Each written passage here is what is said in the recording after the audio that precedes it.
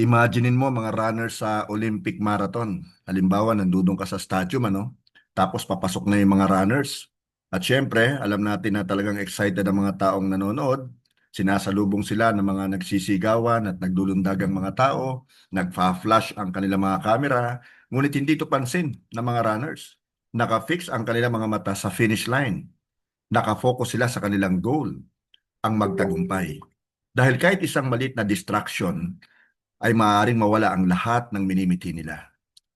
Now, sa atin pong paglalakbay bilang mga mananampalataya at disciple ng ating Panginoong Yesus, napapaligiran po tayo ng mga distractions tulad halimbawa ng kaguluhan sa politics, ang mga paborito nating sports, tukso, social media, at mga pagsubok, problema, at maging paghihirap. Magulo at maingay ang ating kapaligiran at pinaalalahanan po tayo ng salita ng Diyos na huwag lang tayo basta tumakbo. Hindi lang basta magtiis, kundi ituon, i-focus o i-fix natin ang ating mga paningin kay Jesus. Ang title po ng pag-aaralan natin ngayon, Bisperas ng Bagong Taon, ay Fix Your Eyes on Jesus. Sa gabi pong ito, pagtutuunan po natin ng pansin ng Hebrews chapter 12 verses 1 and 2. At pag-aaralan po natin kung paano sumunod ang mga disciples ni Jesus sa Kanya with steadfast endurance, unwavering hope, and spirit-empowered obedience. Basahin po natin ang nakasulat po sa Hebrews chapter 12 verses 1 and 2. Makinig po tayong mabuti. Nakasulat po, therefore, since we are surrounded by such a huge crowd of witnesses to the life of faith, let us strip off every weight that slows us down, especially the sin that so easily trips us up. And let us run with endurance the race God has set before us.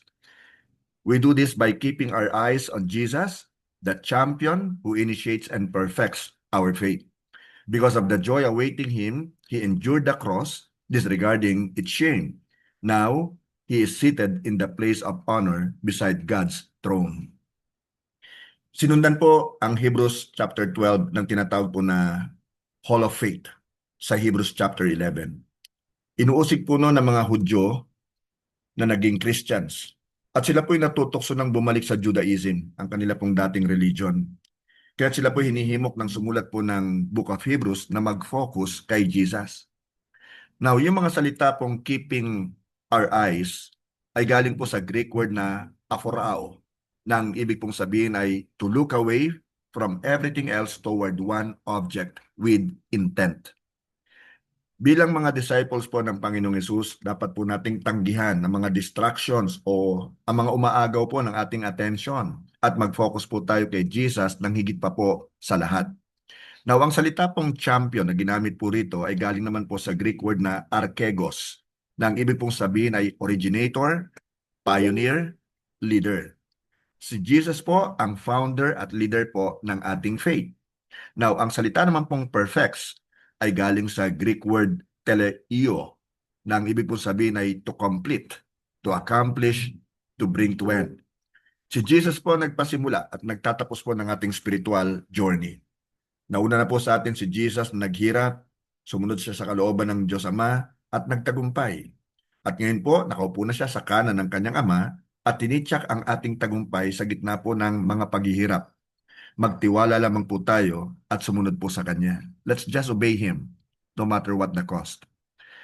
Maraming taon na po ang nakaraan. Ito po yung naikwento ko na before, no? Kung saan po merong isang team ng mga turista ang umakyat po sa Mount Everest. Siyempre, may guide po sila. Now, sa sobrang lamig po, nung sila'y nasa taas na, at sa sobrang takot, ang isa po sa kanila ay halos hindi na makalakad. Parang na-frozen na. Sinabihan ito ng guide, huwag kang tumingin sa ibaba. Sa akin ka tumingin. Ihakbang mo ang mga paa mo sa mga bakas ng tinapakan ko. Nakaligtas po ang turista sa madaling salita dahil siya po'y sumunod at ifinix niya ang kanyang mga paningin sa gabay na nauna po sa kanya. Ang point, kapatid kaibigan, mga kamanggagawa sa Panginoon, si Jesus po ang ating guide. Siya po ang ating leader. Hindi niya po isinisigaw sa atin mula po sa malayo ang kanyang instructions. Ngunit pinangungunahan niya tayo sa mga pagsubok at paghihirap tungo po sa kanyang kaluwalhatian. Now let's go to point number 1. Jesus initiates our faith.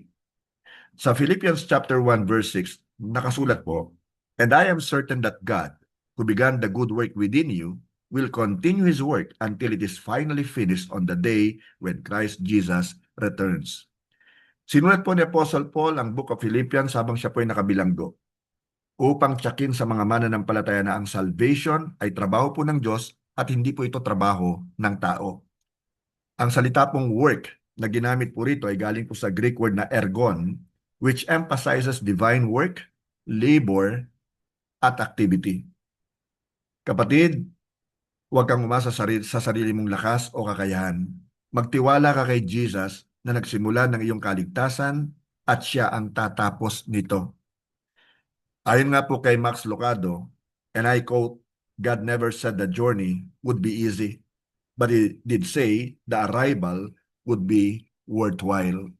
Kaya manatili po tayong masigasig, manatili po tayong matiisin, sapagkat ito naman po'y pansamantala lamang.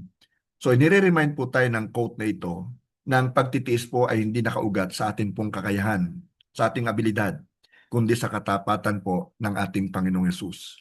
Point number 2, Jesus endured the cross. Sa book of Isaiah chapter 53 verse 5, it is written, "But He was pierced for our rebellion, crushed for our sins. He was beaten so we could be whole. He was whipped so we could be healed." Ang nai-prophesy po nito ni Isaiah na suffering servant 700 years before Christ's birth ay nagkaroon po ng katuparan kay Jesus. Now, ang salita pong pierced na ginamit po rito ay galing po sa Hebrew word katal or chatal na ang ibig pong sabihin ay violent fatal wound. Si Jesus po ang umako ng ating kaparusahan. You see, tiniis po at namatay si Jesus sa cross para magkaroon po tayo ng kaligtasan at buhay na walang hanggan. Ang cross ay hindi po ang katapusan. Ang cross ang naging daan sa walang hanggang kagalakan para sa lahat po ng tumalikod sa kanilang kasalanan, nanampalataya kay Jesus at tumanggap sa Kanya bilang kanilang Lord and Savior. Point number 3, Jesus perfects our faith. Basahin po natin yung ilang bahagi po sa Book of Romans chapter 29 and 30, kung saan nakasulat po, "For God knew His people in advance. He called them, gave them right standing, He gave them His glory." So dito po, Paul outlines the golden chain of salvation. Ang salita pong glory na ginamit po rito ay galing po sa Greek word doxa, which speaks of shared divine life. Ang mga disipulo po ay lumalago dahil si Kristo ang nagpapabanal sa kanila. Ang pananampalataya ay pinadalisay at pinatitibay ng mga pagsubok.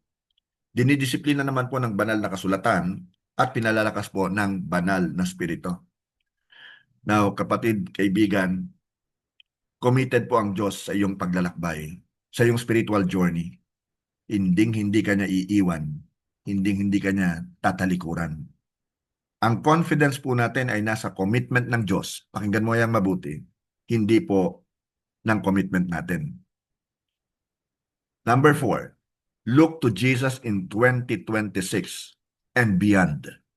Sa Colossians chapter 3 verse 2, it is written, "Think about the things of heaven, not the things of earth."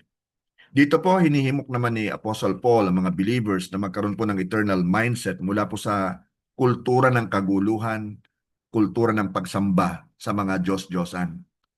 So sadyain nating ituon ang atin pong isip sa mga bagay na nasa langit at hindi po sa mga bagay na nasa lupa. Bilang mga disciples po ng Panginoong Yesus, marami po tayong kinakaharap na distractions. Inaatake pagka minsan tayo ng kalungkutan at minsan naikukumpara pa natin ang ating sarili sa ating kapwa. Ninanakaw po actually ng mga ito ang ating kagalakan. So, ang ituon ng ating paningin kay Jesus ay nangangahulugan na disiplinahin natin ang ating focus. Mag-worship bago mag-worry. Magbasa ng Bible bago mensahe sa private messages. Faithbook muna bago ang Facebook. Now, what the heart most loves, the mind dwells on, and the will follows. Kaya i-guard natin po yung ating puso. Sino ba talaga ang pinakamamahal natin? Sino ba talaga ang pinaprioritize natin? Ang disipulo na nakatuon po ang paningin kay Jesus ay susunod po sa kalooban ng Panginoon. Tiyak po yan.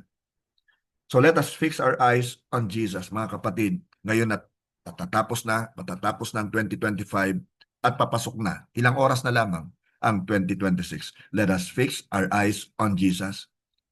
Talikuran na po natin ang ating mga maling kinaugalian ng mga nagdaang taon.